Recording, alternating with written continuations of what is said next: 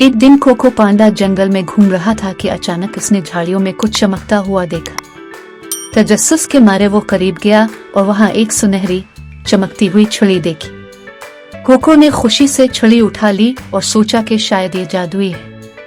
Cocoa ने छड़ी को हवा में लहराकर कहा, अब्राकाडाब्रा। अचानक हवा में रंग बिरंगी चिंगारियां फैल गईं और पास पड़ा एक छोटा सा पत्थर एक बड़े मशरूम में बदल गया।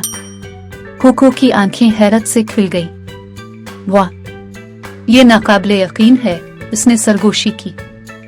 खुश होकर कोको ने फिर छड़ी को आजमाया।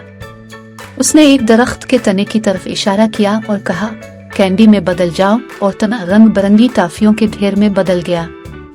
इसने खुशी से कुछ टाफियां उठाईं।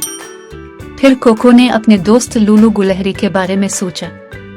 उसने छड़ी का इशारा किया और ख्वाहिश की कि लूलू आ जाए, लेकिन अचानक एक तेज हवा चलने लगी और छड़ी इसके हाथ से गायब हो गई।